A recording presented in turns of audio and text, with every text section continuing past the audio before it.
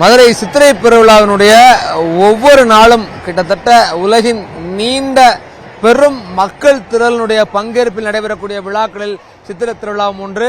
அதனுடைய 4ஆம் நாள் நிகழ்வு இன்று பாவக்காய் மண்டகப்படியில், அதாவது மீனாட்சியும் சுந்தரேஸ்வரரும் தினமும் காலையும் மாலையும் மாசி வீதிகளில் உலா வருவார்கள். இன்றைய 4ஆம் நாள் சற்று இன்னும் கூடுதல் விசேஷமானது. காரணம், சுவாமி 4 மாசி வீதிகளில் வலம் வராமல் அதற்கு மாறாக வில்லாபுரத்தில் இருக்கக்கூடிய பாவக்காய் மண்டகப்படிக்கு காலையில் வந்திருந்து இங்கே நாள் முழுவதும் தங்கியிருந்து தற்பொழுது மாலையில் பாவக்காய் மண்டகப்படியிலிருந்து தெற்கு வாசல் சின்னக்கடை வீதி வழியாக சித்திரை வீதி வழியாக அடுத்து சுவாமி கோவிலுக்கு செல்வார்கள். வில்லாபுரம் அந்த ஜெயவிலாஸ் சந்திப்பிலிருந்து தெற்கு வாசல் பாலம் முழுக்க ஒரு துளி இடமில்லாமல் மக்களினுடைய பெருந்திரளுக்கு நடுவே மீனாட்சியும் சுந்தரேஸ்வரரும் அந்த பவனி சென்று கொண்டிருக்கிறார்கள். தங்க பல்லாக்கில் அதை சுற்றி மின் ஒளி, ஒரு வண்ண விளக்குகள் ஒளிர அவர்களுடைய அந்த பவனி என்பது அவ்வளவு அழகாக நடைபெற்றுக் கொண்டிருக்கிறது. சித்திரை பெருவிழாவினுடைய அதி முக்கியமான சிறப்பே இந்த இவ்வளவு பெரிய மக்கள் திரள், அதாவது சோர்வே இல்லாமல் 20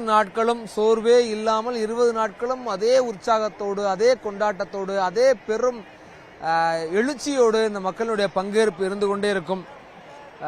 எந்தவித பாகுபாடும் இல்லாமல், எல்லா விதமான வயது வித்தியாசமின்றி எல்லோரும் தங்களுடைய எல்லா கால கடந்த மலரும் நினைவுகளோடு திருவிழாவில் பங்கேற்பது, சுத்தி எங்கெங்கு காணினும் சின்ன சின்ன குழந்தைகளுக்கான பொருட்களை வாங்கி சாப்பிடுவது, பெரிய இந்த திருவிழா ஓரளவு எவ்வளவு தூரம் சமூக இறுக்கத்தை தளர்த்துவதில் பெரிய முக்கிய பங்கு வகிக்கிறதோ அதே அளவுக்கு இந்த பொருளாதார சுழற்சியிலும் பெரிய பங்கு வகிக்கிறது. சிறிய சின்ன பொருள்கள், குழந்தைகளுக்கான விளையாட்டு பொருட்கள், பெண்களுக்கான மல்லிகை பூ விற்கிறது தொடங்கி ஏகப்பட்ட பொருளாதார சுழற்சி என்பது இந்த திருவிழாவை மையமாக நடைபெற்று கொண்டிருக்கிறது. சித்திரை திருவிழாக்கு மதுரைக்கு வந்து பாத்தீங்கன்னா பூ இல்லாம ஒரு பெண்களை பார்க்க முடியாது, தலையில பூ இல்லாம. அந்த அளவுக்கு எங்க பார்த்தாலும் அவ்வளவு அழகா, அது ஒரு என்ன சொல்றது, அரசு வந்து மல்லிகைப்பூக்கு மானியம் கொடுக்குதோ அப்படின்ற அளவுக்கு கூட இங்க இருக்கக்கூடிய மக்களை பார்க்கும்போது நமக்கு ஒரு நகைச்சுவையான உணர்வு தோணலாம். அந்த அளவுக்கு இந்த பயணம் இருக்கும். மாசி வீதிகளில் 4 மாசி வீதிகளுடைய பயணம் என்பது கோவிலிருந்து அம்மன் சன்னதி வழியாக வெளியே வந்து சுத்தி வர்றதும், இன்று அது ரொம்ப மாறான ஒரு பயணம் மீனாட்சிக்குமே. மீனாட்சிக்கு வந்து இன்னும் சொல்லணும் அப்படின்னா, அவங்களுக்கு இவ்வளவு பெரிய மக்கள் திரள், மக்களுக்கு எப்படி மீனாட்சியை இவ்வளவு திரளுக்கு நடுவில் பார்க்கறது பிடிக்குமோ அதே அளவுக்கு மீனாட்சிக்கும் மக்கள் மேல பெரிய காதல் உண்டு. இவ்வளவு பெரிய மக்கள் திரளை பார்க்கறது தான் மீனாட்சிக்கு கொண்டாட்டம்.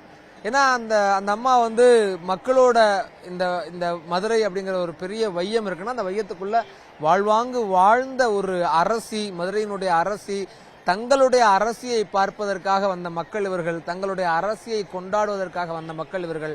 இவ்வளவு பெரிய திரளோடு, இவ்வளவு பெரிய திரளின் பங்கேற்போடு கொண்டாடக்கூடிய விழா இது.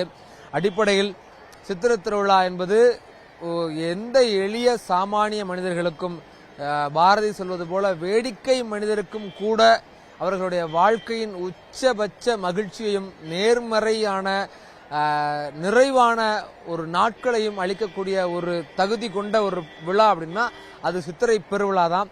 அதனாலதான் அதை பெருவிழா அப்படின்ற ஒரு வார்த்தையால குறிக்கிறாங்க.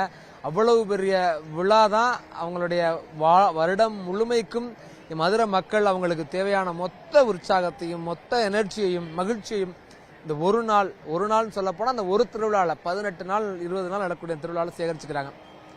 இதுக்குள்ள நிறைய மித்து வேற இருக்கு. இந்த மக்களுடைய கதைகள், பழமரபு கதைகள். மீனாட்சி வந்து கல்யாணத்துக்கு தயாராகிறாங்க. அதுக்கு முன்னாடி பட்டாபிஷேகத்துக்கு மதுரையின் அரசியா முடி சூடுறதுக்கு முன்னாடி மீனாட்சி வந்து 4 வீதிகளில் வலம் வர்றாங்க.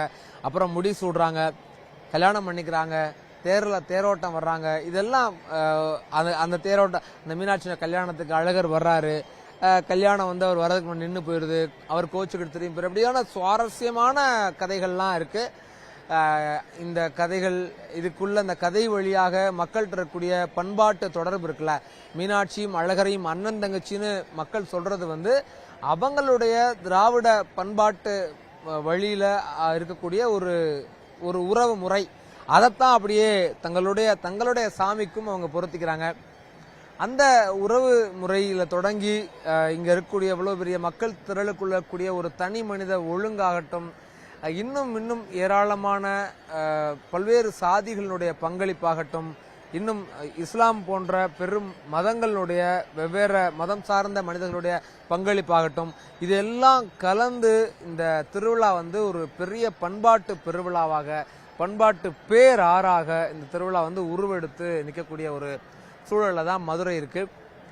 இன்னொரு ரொம்ப விசேஷமானது இன்னைக்கு என்ன நடக்கும் அப்படின்னா, இன்னைக்கு இந்த சாமி தெக்குவாசல் சின்னக்கடை வீதி வழியாக கோயிலுக்கு போகும்போது அங்க இருக்கக்கூடிய பள்ளிவாசல்ல இன்னைக்கு மீனாட்சியினுடைய பக்தர்களுக்கு, மீனாட்சியை தரிசிக்க வந்த பக்தர்களுக்கு, அவளுடைய மக்களுக்கு, அங்க உள்ள இஸ்லாமியர்கள் எல்லாம் தர்கா சார்பில், பள்ளிவாசல் சார்பில் ரோஸ் மில்க், குளிர்பானங்கள்லாம் கொடுப்பாங்க. அது வந்து ஒரு பெரிய மனித ஒருமைப்பாட்டை, இந்த சமூகம் எவ்வளவு தூரம் மேம்பட்ட ஒரு தமிழ் சமூகம் வந்து எவ்வளவு தூரம் மேம்பட்டு இருக்குது, சித்திரை திருவிழா எவ்வளவு பெரிய பண்பாட்டு ஒலியை எல்லாம் இன்னும் தாங்கிக்கிட்டு இருக்கு, எவ்வளவு பெரிய பண்பாட்டு ஜோதிய சித்திரை திருவிழா அணையாம ஏந்தி பிடிச்சுக்கிட்டு இருக்கு அப்படிங்கிறதுக்கு இந்த இஸ்லாமிய மக்கள் இந்து மக்களுக்கு கொடுக்கக்கூடிய உபசரிப்பு, அவர்களுடைய அன்பு, அவர்களுடைய பாசம், காதல் எல்லாமே ஒரு மிகப்பெரிய ஒரு எடுத்துக்காட்டு.